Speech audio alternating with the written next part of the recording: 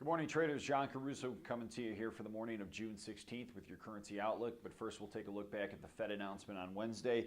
We did see the Feds raise interest rates 0.25%. That was largely baked into the market.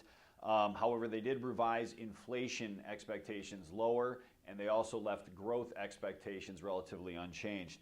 I think it's very key to something to key on is it actually did remove the word transitory when describing the soft patches as far as the economic data is concerned that we saw in Q1 and has now bled into Q2. So that's something to really keep an eye on.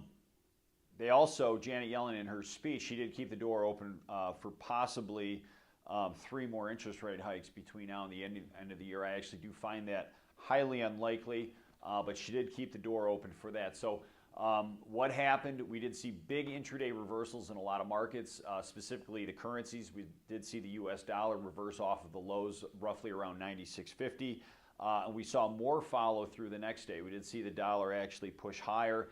Currently we're trading roughly around 97.30. However, we did see it hit as high as 97.60 over the last 24 hours. So we did see a lot of confusion in the market as far as the Fed's statement. There was a lot of contradictory elements within the announcement. We did see stocks initially sell off. We did see bonds also sell off. You saw interest rates rise on the potential for 3 more interest rate hikes. But the market seemed to have kind of cooled off right now. We do have the S&P kind of trading in about a 10 to 15 point range. All the currencies are largely trading in a range right now. For the US dollar, on the upside, it can maybe get you up to about 98.25 as far as top side resistance. And we're going to see some support probably along that 96.50 area where we retested earlier this week.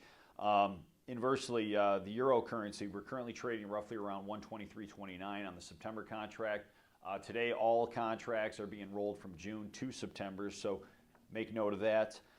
Looking at the euro currency, we've got a trading range roughly about 113 on the top end and 111 on the low end. So manage the range. That's all you can do until we see a breakout of some sort or some major fundamental shift in the market. Just continue to manage the risk range of the market.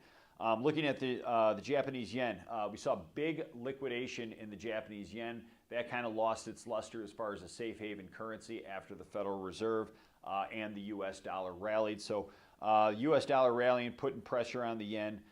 You want to manage the range of roughly 92.50 in the yen all the way down to 89.40. I would suspect we could test support here relatively soon in the Japanese yen.